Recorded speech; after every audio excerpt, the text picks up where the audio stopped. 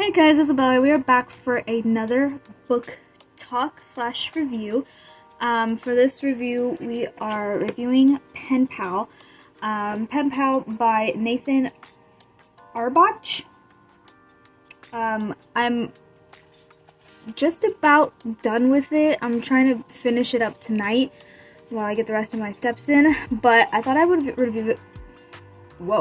I thought I would review it now because there's so much to unpack in this book and so much to explain that I just want to talk about it and get it over with in case I forget what I want to say. I'm sorry for the lighting. It's like 9 o'clock, almost 9:30. I just got home from work and I was doing a whole bunch of other shit, so I'm trying to finish this up right now. But yeah, there is a lot to unpack about this book. So if you don't remember, I guess my book haul from a couple weeks ago. So PenPal is an attempt to make sense of his own mysterious and unsettling childhood memories. A man begins to reconstruct his past.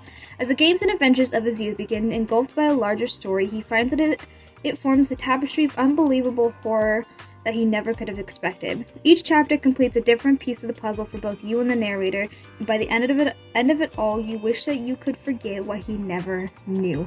So this book, I would definitely give also like a 9 out of 10, a 10 out of 10. Like, it is so well put together, so well sculpted, because each chapter is its own little, like, sections of different stories. And within those stories, it's like, oh, it's, like, cute and innocent for now, and it's, like, you know, talking about this little boy and as he grows up to be an adult. But then it starts to get weird as shit kind of, like, hits the fan, and you read more into it and find out all this creepy shit that goes on. But that's not even, like, the most shocking thing of the story. Again, spoilers might be included. I still don't really know how I'm trying to make this series go, but, I guess I apologize for the spoilers, but pretty much in each chapter, as you begin to read each and separate chapter, you begin to put together that there's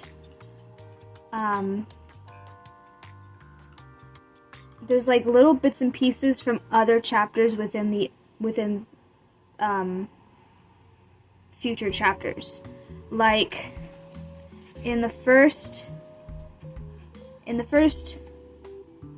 chapter, it's called Memories, and I think, or number one,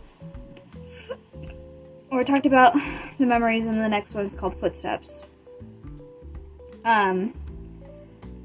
I guess what I can really explain is that, so there's this chapter called Balloons, and in that, it's where, when the man was in elementary school, when he was 5 years old, his school did a project where, you put notes into a balloon, and you set them off into the sky, and wherever they end up, someone might catch it, and that's when you get a pen pal. And so this guy, the little boy, ended up getting envelopes of just Polaroids. Random Polaroids that weren't of anything. And as soon as he started to get more and more envelopes of Polaroids, he began to piece together that the Polaroids were of him and his best friend. And within the future chapters, they would start to piece together that there's this one guy that's like been with this little boy for his entire life, taking pictures of not only him, but of his best friends, the people he has crushes on, and then I guess something bad happens to them because his best friend ran away when he was 13 and was never heard from again. He had a crush on his best friend's sister. You know, something happened to her too. I won't try to spoil it too much, but I want to make this a long enough and enjoyable video. But you begin to slowly piece together different sections of other chapters within the next chapters. And it's really like, it's like, it's not scary, but it is really creepy and unsettling, because this guy that also took pictures of him and his best friend, and like, you know, of the girl he had a crush on, his best friend's sister, he took her picture. And something happened to her, you know, and there was a chapter called Boxes where he had a cat named Boxes. This guy that ended up taking pictures of him was living under his old house, and his mother found out about it, so that's why they had to fucking up and move. So as you read on, it starts to get a little more creepy as it goes on, and especially when you reach towards the end.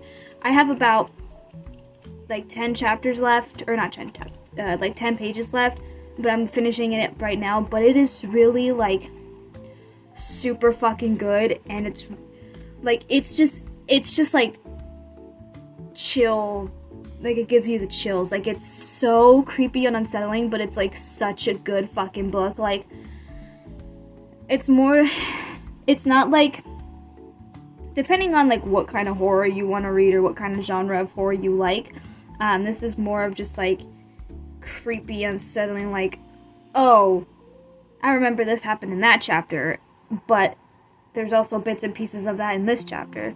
Like, you gotta do a little bit of thinking, and a lot of times people don't really like that. They don't like having to think real hard or do like fucking puzzles and shit when it comes to, you know, all of that. If you're not into reading, whatever. But I still do recommend this book because it's weird. Like, it gets fucking weird. I'm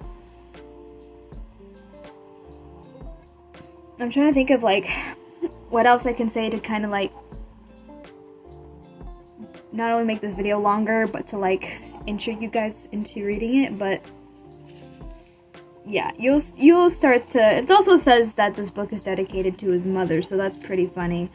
But no, it's honestly really good. Like, I have a hard time. I'm slowly trying to pick back up reading, which is why like it's taken me a while to finish books that look easy to read, or that's not like super like impossible. You can read it in 1 day, 1 to 2 days type of thing. But you know, my life's crazy, so I don't really have the much free time to ever do that. But whenever I